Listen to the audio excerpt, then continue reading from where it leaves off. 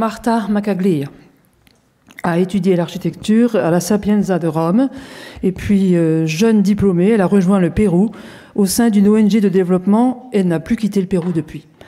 En 2014, elle a fondé l'ONG Semillas, ça veut dire graines, je crois, qui est devenu en peu de temps un des organismes de développement social les plus connus en Amérique latine. Alors ça, c'est pour son CV. Mais pour la présenter vraiment, je vais citer le portrait que nous a fait d'elle le collectif Alborde. Peut-être parmi vous, certains se souviennent de cette jeune équipe de Quito, lauréate du Global Award en 2013, et qui travaille comme Marta dans l'autodéveloppement. Peut-être vous vous souvenez en particulier de leur performance et du charisme du jeune David Barragan. Vous allez donc, si vous vous en souvenez, vous allez reconnaître sa façon de voir les choses qui est assez surprenante. Donc je cite maintenant David Barragan pour ce portrait de Marta. Marta est arrivée au Pérou en 2011. C'était l'aventure typique d'une jeune femme souhaitant découvrir le tiers-monde et son moi profond par la même occasion. Prendre conscience d'une autre réalité, d'une pauvreté qui donne un électrochoc avant de retourner dans le monde normal. Mais l'expérience de Marta a été différente. Les responsabilités qui lui furent confiées, construire une école à partir de rien, ont dépassé tout ce qu'elle pouvait imaginer. Et surtout, elle est restée. Après cette première école, d'autres ont suivi. Ainsi, la vie a mené Marta dans un lieu où ses connaissances pouvaient produire de grands changements. Une telle expérience changerait la vie de toute personne. Ici, elle a aussi changé la vie de beaucoup d'autres. Alors, le meilleur est à venir, ce sera la conclusion de David sur Marta. Marta est tombée amoureuse du Pérou.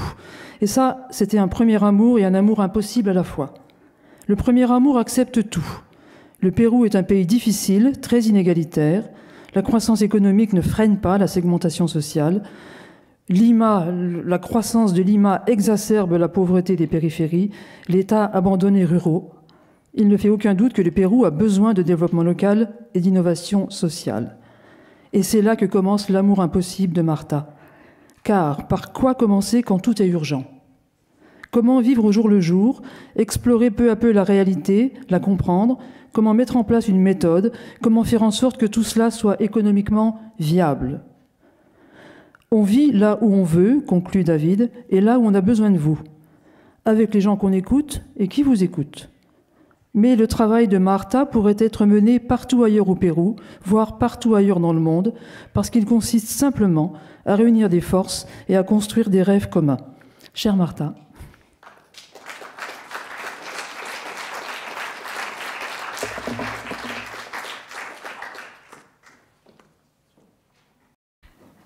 Gracias. Merci. Je suis très honoré de me trouver parmi vous. Je n'aurais jamais imaginé passer autant de temps au Pérou et de la même façon, je n'aurais jamais imaginé vous me trouver ici parmi vous. Merci à ma famille, à mes amis qui sont dans la salle, qui m'ont accompagné. Merci.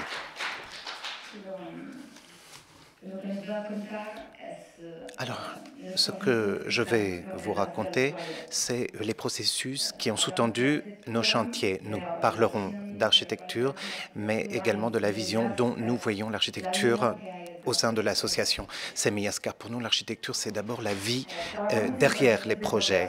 Nous travaillons sur des projets de coopération et principalement, nous construisons des écoles. Nous développons des projets éducatifs pour les enfants, mais également pour les adultes, et nous faisons également de la recherche. Pour l'instant, nous avons construit 6 écoles pour plus de 1000 élèves, plus de 10 communautés et formé plus de 40 personnes.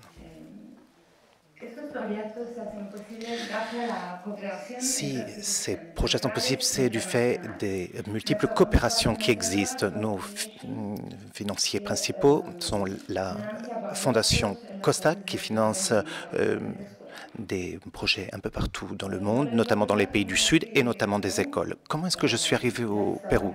Je vais vous raconter mon histoire, celle qui m'a amené jusqu'au Pérou, qui m'a amené à tomber amoureuse du Pérou. J'ai eu la chance d'étudier à Rome, une très belle ville, bien sûr.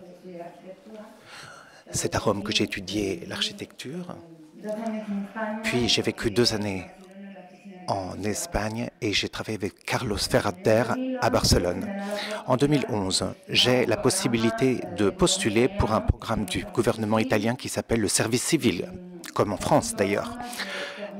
Donc, en tant que coopérant, on peut sortir d'Italie, aller dans un des pays du Sud pour y développer des projets, dits projets de coopération ou missions pour la paix. Et c'est comme ça que j'arrive au Pérou, donc en 2011. Ça, c'est Barcelone. Et j'arrive à Lima et j'arrive à Huaycan, les bidonvilles de Lima. Je suis arrivé à l'aéroport, c'était la nuit, et lorsque je me suis réveillé, voilà le premier lieu que j'ai vu en arrivant à Lima. Huaycan, c'est donc la ville informelle avec des immeubles de briques ici. Et pour les Péruviens, la brique est un matériau noble. Quant à la ville, elle est organisée autour d'une stratification sociale. Je m'explique. Ici et là, et plus on s'éloigne du centre-ville, plus on passe de la brique au bois, du bois à la paille. Et cela dessine concrètement la stratification sociale de la ville. Mais il n'y a pas que cela à Lima, il y a d'autres Limas. Et j'ai également découvert cette Lima formelle, les quartiers riches, une ville construite, une ville planifiée par des architectes. Et outre la ville pauvre et la ville riche, il y a toutes ces autres Limas, les villes A, B, C, D.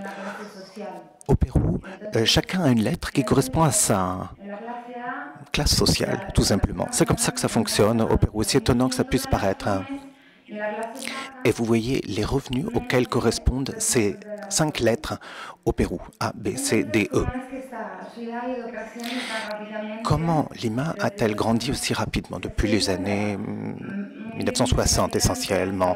Vous voyez qu'il y avait 1,5 million d'habitants et aujourd'hui, 2017, à l'écran, 10 millions d'habitants. Donc, croissance exponentielle de la ville et la planification, l'urbanisation contrôlée n'a pas pu suivre un tel rythme.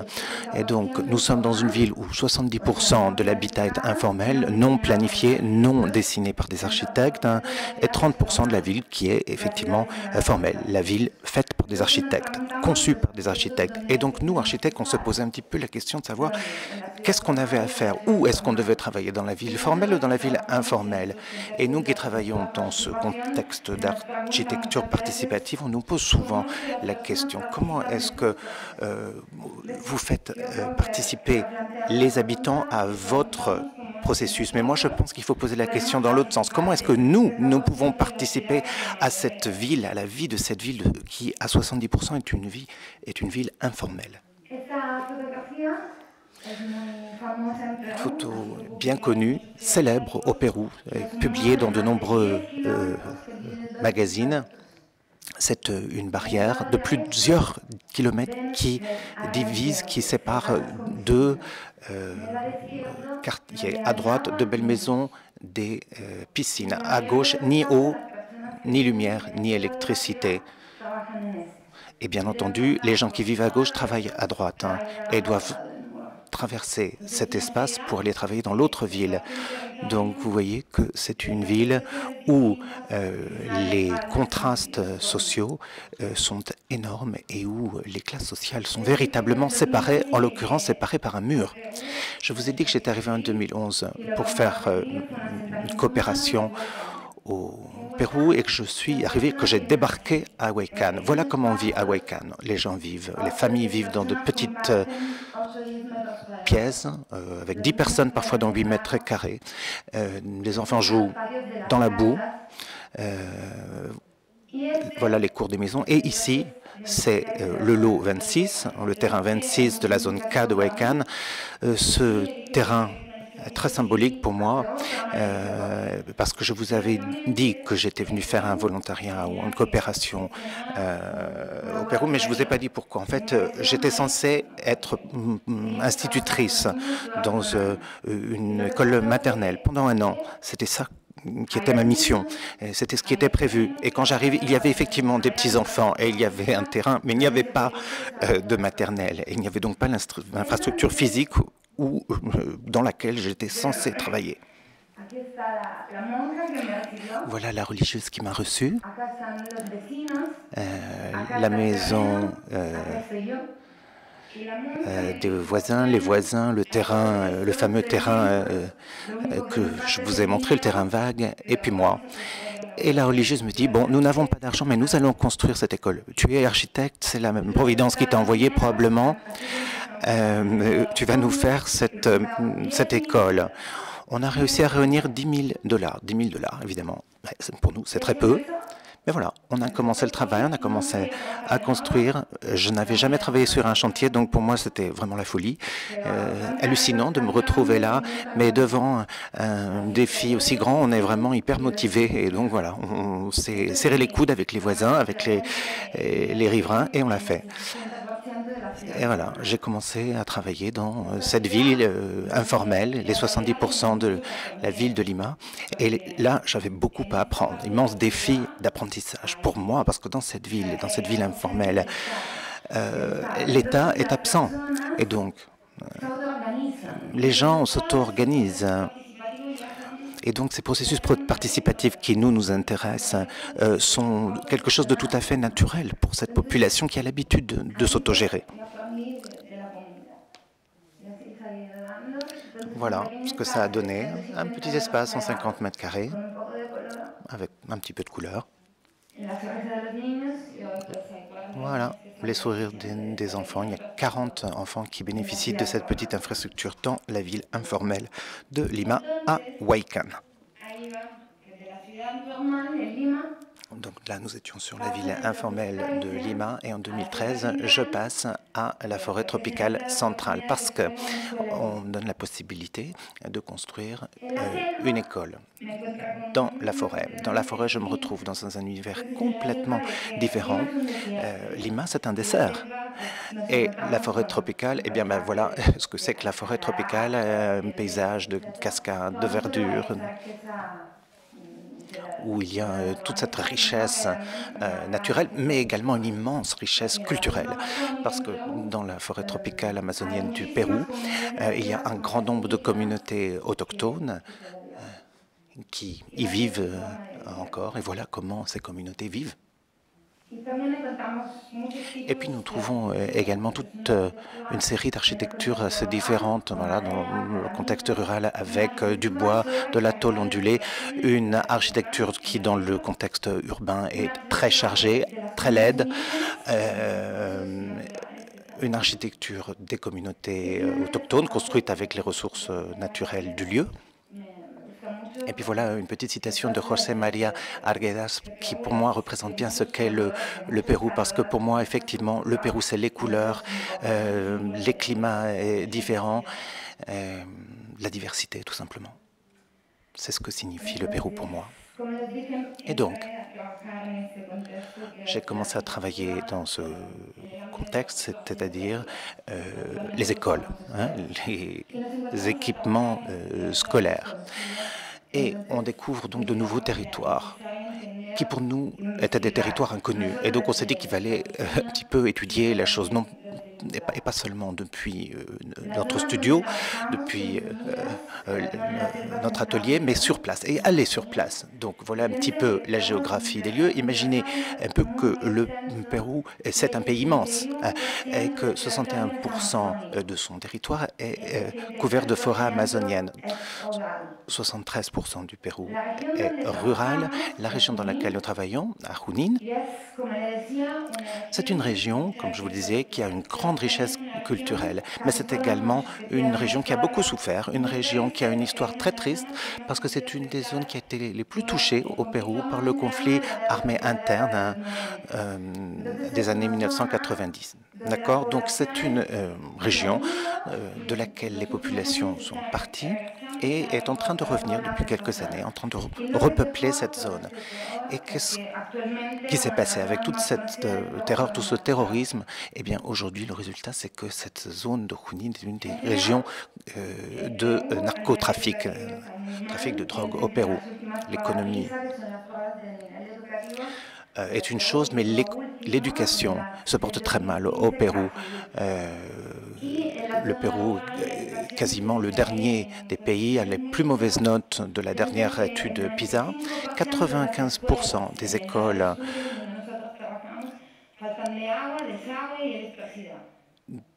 du pays ont un problème d'accès à l'eau et à l'électricité. Et 45% des écoles du pays ont besoin d'être totalement rénovées.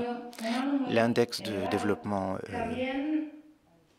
humain n'est pas très élevé, mais de plus, seuls 7% des élèves vont jusqu'à l'école secondaire. Et donc, les difficultés géographiques et tous les problèmes que je viens d'évoquer font qu'il est très difficile pour l'État d'investir dans cette région. Pourquoi? Parce qu'en plus, construire dans l'Amazonie, ça coûte très cher. Pour arriver jusqu'à l'école, par ailleurs, les enfants doivent traverser des géographies qui ressemblent un peu à ce que vous avez à l'écran, traverser parfois des lacs ou des fleuves. Donc, si vous voulez, c'est une difficulté pour les élèves, mais également pour les investisseurs, pour l'État en tant qu'investisseur, et également pour la construction. Et donc voilà ce qu'on trouve généralement sur place, des écoles qui ressemblent à cela, des écoles provisoires construites par les parents d'élèves eux-mêmes ou parfois par l'État, mais avec des coûts absolument exorbitants pour les raisons que je vous indiquais. Voilà les écoles modèles proposées par le gouvernement péruvien. Nous venons de le dire, le Pérou est un pays très divers, d'accord?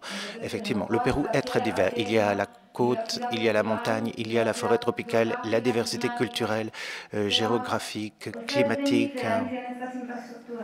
Mais vous voyez un petit peu à quoi ressemblent tous ces modèles? Est-ce que vous trouvez des différences? Il n'y en a pas en réalité. Le modèle proposé par l'État, c'est un modèle qui convient probablement à un contexte urbain éventuellement. Les seules différences peut-être résident dans la forme des toits, pour la forêt tropicale en tout cas. Et donc, est-ce que c'est de l'architecture? Non, c'est pas de l'architecture. Et puis, le plus important pour le gouvernement, ce sont les couleurs politiques. Donc, pas les couleurs de la culture locale, mais les couleurs politiques du parti, par exemple, ou de la région. Donc, par exemple, ici, dans cette région, les couleurs, les 3 couleurs du drapeau de la région. Et puis, comme je vous disais, tout ça coûte extrêmement cher. Alors, quelle place y a-t-il là pour l'architecture? Donc, on a cherché des exemples qui nous inspiraient un peu partout dans le monde, des choses qui se faisaient un peu ailleurs dans le monde. Francis Kéré, par exemple. Il y a bien d'autres exemples, bien sûr. Des exemples où les matériaux locaux sont utilisés, où les couleurs ont un sens culturel. Ce projet, celui de Chuquibambilla, est notre projet, ou fut notre premier projet de la forêt tropicale, et le premier où nous avons commencé à nous poser des questions de fond, où nous avons commis beaucoup d'erreurs, certes, mais où également nous avons commencé à comprendre comment vivent ces communautés autochtones de l'Amazone. Donc voilà, les modules qui étaient offerts par l'État pour servir d'école. Nous, ce que nous avons construit, c'est un certain nombre de modules, des salles de classe et une résidence, parce que dans l'Amazone, les enfants doivent parfois marcher 6 ou 7 heures pour aller jusqu'à l'école. Donc, bien souvent, il est nécessaire d'avoir un internat. Donc, le principe que nous avons suivi, c'est comment est-ce qu'on peut avoir un certain niveau de confort tout en faisant de l'architecture à bas coût. Et donc, on a fait ce qu'on appelle de la conception passive, avec, par exemple, un éclairage naturel, en impliquant les parents d'élèves. Voilà un petit peu comment a fonctionné le chantier. Les décorations étaient faites par les élèves eux-mêmes. À chaque fois qu'on avait du matériau qui nous restait sur les mains, on en faisait quelque chose, une table par exemple, pour activer les couloirs, pour leur donner un rôle. Nous avons créé ces bancs qui peuvent également servir de tables, qui peuvent servir d'espace de réunion comme une extension de l'espace intérieur. Ça, c'est la résidence qui a été faite avec très peu d'argent. Là encore, en récupérant ce qu'on avait jeté, des chutes de bois, des chutes de tôle ondulées. Et voilà à quoi ça ressemble. Ça, c'est une photo de l'année dernière, hein. Et les photos précédentes dataient de 2013. Et voilà à quoi cela ressemble aujourd'hui.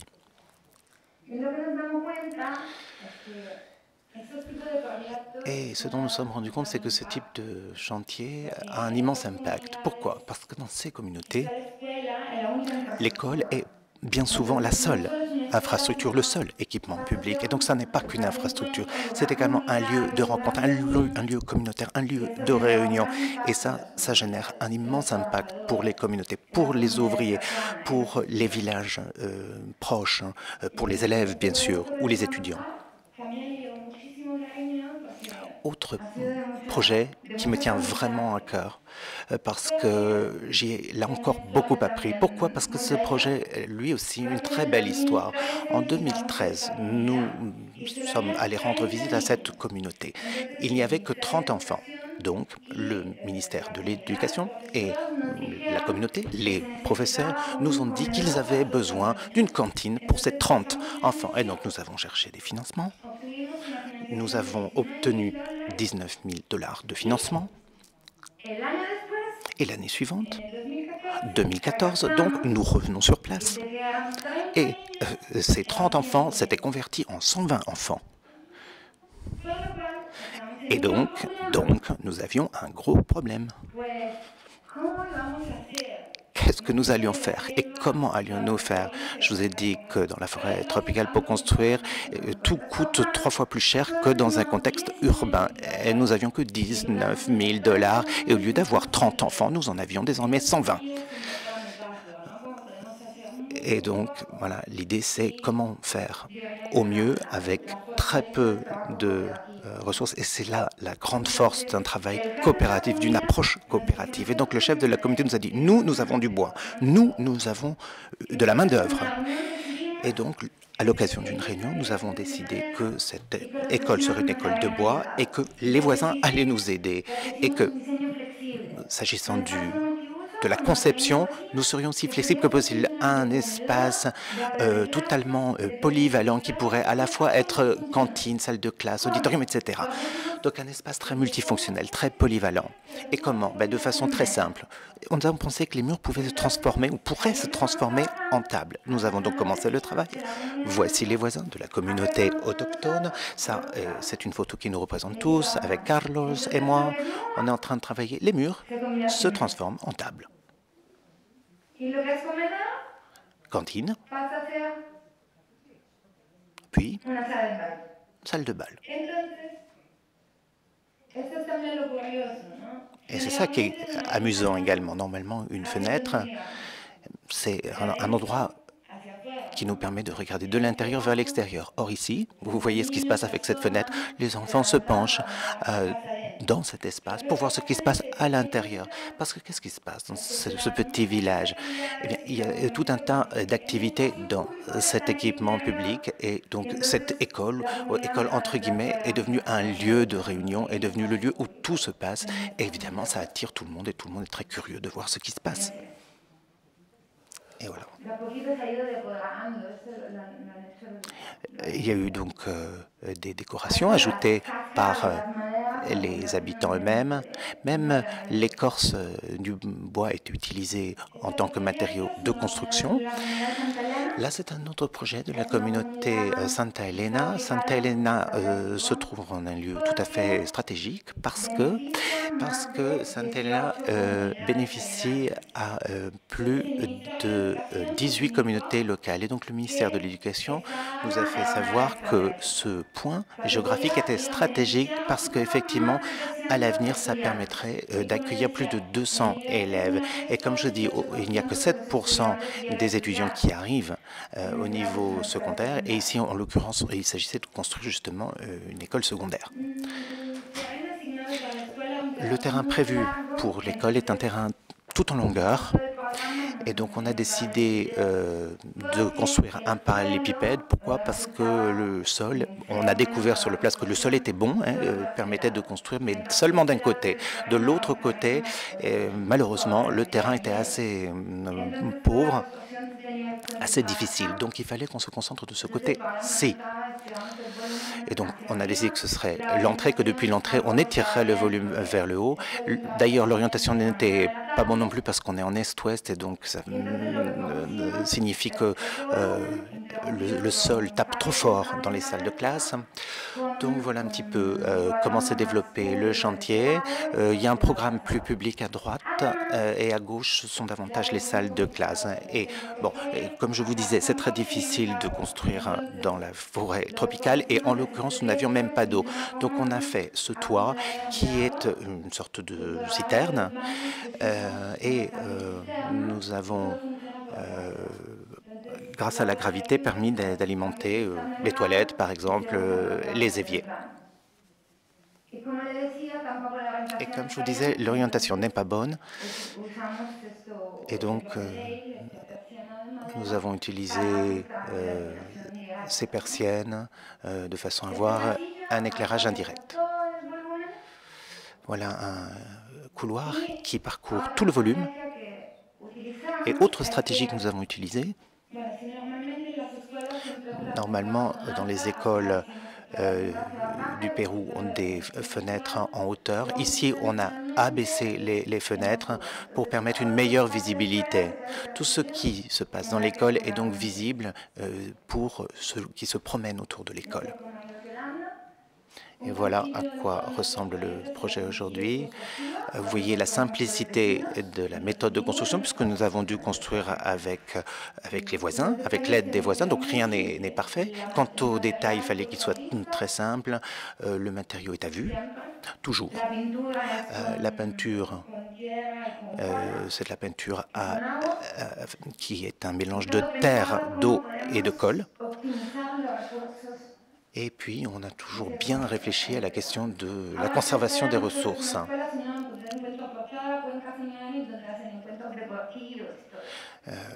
Cette infrastructure attire maintenant des jeunes de toutes les communautés proches qui viennent par exemple jouer au foot ensemble. Autre projet, un projet très important pour moi, peut-être le plus signifiant pour moi, parce qu'on s'est de plus en plus spécialisé dans les lieux d'apprentissage. Et nous nous sommes également un petit peu organisés en termes de processus. Donc, l'être humain a besoin d'émotions pour apprendre, d'accord? Je crois qu'on est d'accord avec ça, pour apprendre, pour grandir, pour nous épanouir, nous avons besoin de ressentir des émotions. D'où la question que nous nous sommes posée. Comment est-ce qu'on allait pouvoir émouvoir les enfants? Comment est-ce qu'ils pourraient ressentir des émotions? Si, au Pérou, souvent, les enfants sont derrière des grilles dans les écoles. Et puis souvent, au Pérou, les enfants entrent à l'école au pas de loi, comme des soldats. Donc, c'est une éducation qui est fondée sur l'interdiction et l'obéissance. Une éducation qui n'est pas fondée sur la liberté ou la découverte. Et effectivement, les fenêtres sont toujours hautes parce que sinon, les Péruviens ont l'impression que les enfants vont être distraits. Et donc, nous nous sommes dit que les enfants aient besoin d'autre chose. Et heureusement que les enfants ont beaucoup d'imagination. Et lorsque l'adulte n'en est pas capable, l'enfant est capable, lui, d'imaginer des choses et de créer des choses, n'est-ce pas? Et donc, voilà, un goal, un but devient un millier de choses différentes. Un arbre aussi.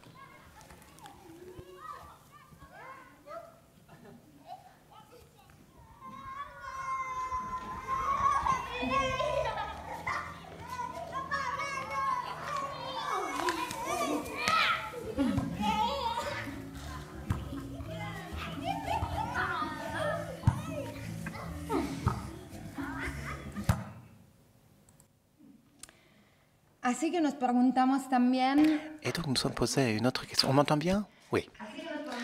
Donc, on s'est également demandé si il y avait d'autres façons de jouer pour les enfants, d'autres façons pour les enfants de ressentir des émotions. Et nous nous sommes dit que oui, tous les enfants n'ont pas la même façon de jouer et que dans l'Amazone, probablement, les enfants jouent de façon différente. Et je vais revenir à cette idée du jeu tout à l'heure. Mais enfin, pour l'instant, je vous montre cette image qui me plaît beaucoup parce que vous voyez à la gauche avec Mereban, bien italienne, le chef de la communauté, le président de l'association Machigenga, le nom de ce peuple autochtone, le directeur de l'école, Martina, une jeune femme qui faisait sa coopération et qui travaillait donc avec moi, et Veronica, qui est la sous-chef de la communauté. J'adore cette photo parce que c'est le symbole de la coopération. Nous avons tous collaboré. Nous nous sommes tous tendus la main. Et donc ça, c'est la cérémonie de pose de la première pierre. Je ne sais pas si en Europe on fait ça, je ne crois pas, mais en tout cas en Europe, quand on commence un chantier, la coutume consiste à briser une bouteille de champagne et à enterrer une pierre. On enterre la pierre. C'est une façon de porter chance au projet. Souvent, on fait venir quelqu'un qui peut faire un cadeau à l'école, par exemple le maire. Et ce jour-là, nous avons dit non, pas de cadeaux qui viennent de l'extérieur, le cadeau c'est nous, et nous, on va travailler. Et voilà que nous avons nous-mêmes enterré les pierres. Et pas seulement une pierre, mais chacun a enterré sa pierre. Et voilà comment le processus a commencé, le projet a commencé. Il y avait déjà une école très provisoire, très précaire, 200 élèves, et cette école fonctionnait telle qu'elle depuis plus de 40 ans. Et donc, qu'est-ce qu'on a fait? Quand on est arrivé, on a regardé un petit peu ce qui se passait de l'intérieur. Nous avons lancé un processus de participation, de recherche, d'études participatives, de diagnostic participatif. Ça nous a permis de créer des liens très forts avec la communauté, de susciter la confiance. Pendant ce processus de conception participatif, puisque nous passons à la conception, nous avons posé aux gens la question de leurs rêves. Quels étaient leurs rêves? Qu'est-ce qu'ils voulaient pour leur école? Parce qu'une école dans une communauté rurale, nous savons bien que ça signifie beaucoup plus de choses. Ça va bien au-delà d'une école. C'est un espace qui est utilisé pour bien d'autres choses.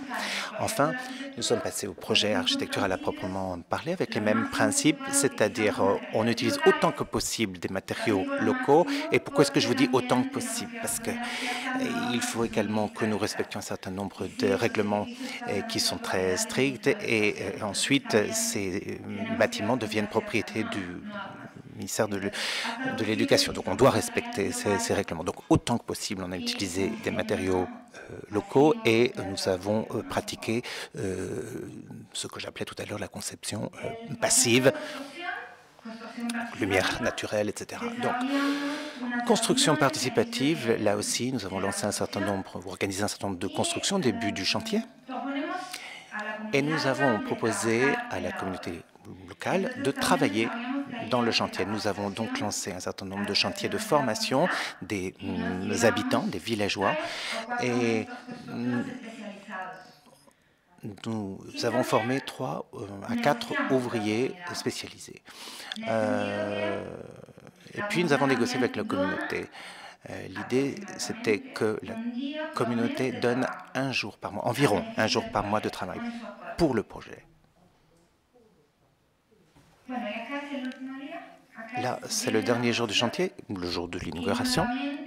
Et une fois de plus, là encore, nous avons tous coopéré.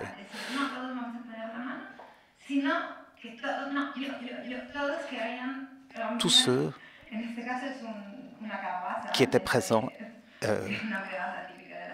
ont souhaité briser cette calebasse. C'est un fruit typique de la forêt amazonienne.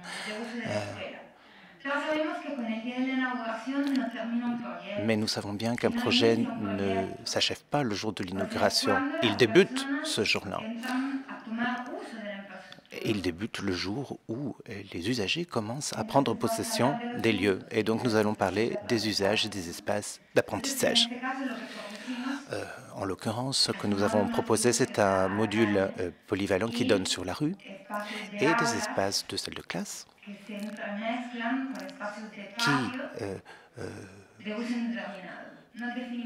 s'ouvrent très librement sur des patios, des cours dont l'usage n'est pas prédéterminé. On a voulu que ça soit très libre. Donc, il y a une circulation très libre entre ces différents espaces. Les murs deviennent cloisons, les murs deviennent cachettes pour les enfants. Les enfants, les usagers utilisent l'espace un peu comme ils le veulent. Je vous ai dit tout à l'heure que nous avions conçu à bas coût, et même à très bas coût. Par exemple, ici, nous avons fait en sorte que la même structure puisse être à la fois une fenêtre ou bibliothèque. Que les fenêtres soient certes des fenêtres, mais également de petits auvents pour s'abriter du soleil. Ça, c'est le local polyvalent. Cantine ici, maintenant.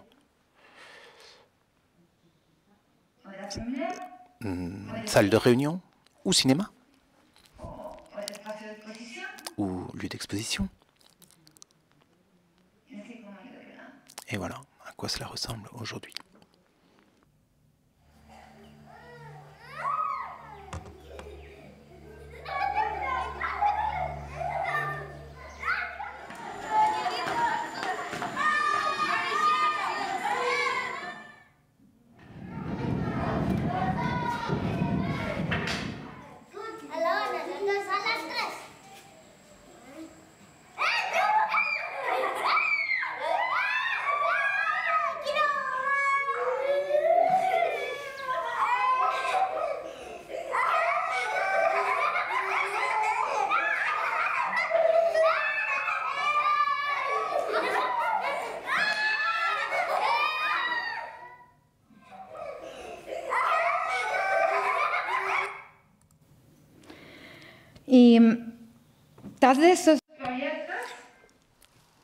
Derrière ces projets, il y a tout un tas d'initiatives qui sont lancées, évidemment. Et donc, ces projets ont donné naissance à tout un tas d'autres projets. Nous avons fait la passerelle entre les communautés et le gouvernement. Il y a eu des projets de recyclage de matériaux, tout un tas de projets divers et variés, dont celui-ci, Parquet Bambou, que nous avons développé en participation avec deux autres ateliers, deux autres studios d'architectes, l'un en Italie, l'autre sur place. Et l'idée, c'était de valoriser l'un des matériaux locaux, à savoir le bambou. Et on l'a fait, donc on a travaillé de façon collaborative dès le départ, parce que nous avons eu des fonds locaux, communautaires. On a commencé par un atelier participatif avec les enfants, avec des jeux. L'idée, c'était de comprendre comment les enfants comprenaient eux-mêmes, concevaient leur communauté et un espace de jeu. Qu'est-ce que ça signifiait pour eux? Par la suite, des séminaires, des conférences sur l'usage du bambou et puis la construction qui a consisté en un atelier avec des étudiants nationaux, enfin péruviens et internationaux, 5 jours de construction et 6 jours pour que tous ces étudiants puissent visiter la communauté et partager avec la communauté.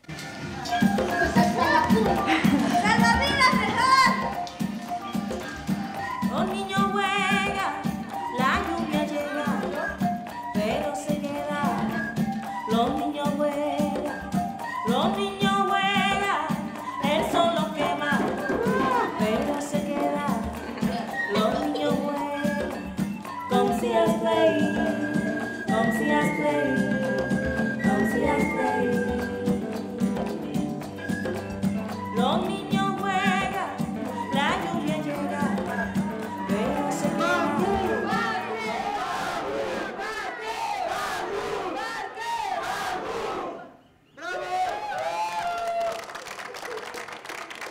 Este tipo de procesos, más allá de la arquitectura, generan un montón de siembras, ¿no? Y esta transmisión de conocimiento se da en distintos niveles.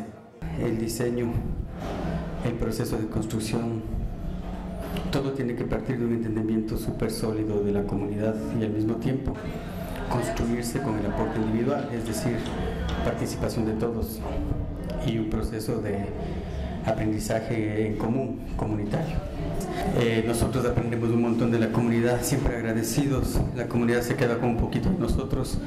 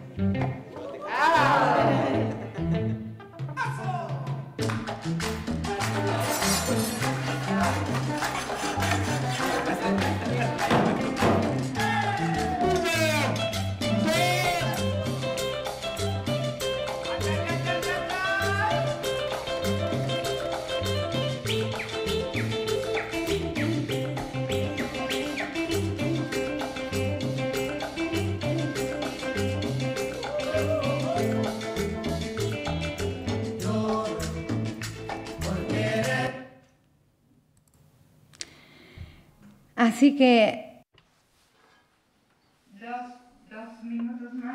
Si vous m'accordez 2 minutes de plus, je voulais vous livrer mes dernières réflexions.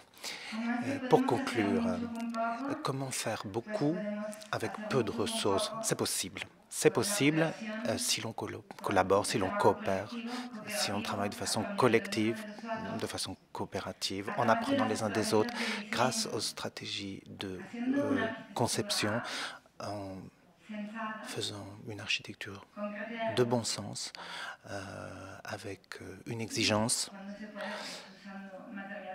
et en utilisant, quand c'est possible, des ressources et des matériaux locaux, la sagesse et les connaissances de la population locale. Et nous pensons également que dans ce type de projet, il y a un risque inhérent. Les projets de développement exigent un travail coopératif et des projets développés en interne, et que l'assistanat n'est jamais la solution. Faire des cadeaux n'est jamais la solution. Ça ne génère pas du développement. Il faut connaître la communauté, vivre avec elle, la comprendre de l'intérieur. Il faut sortir de nos tours d'ivoire.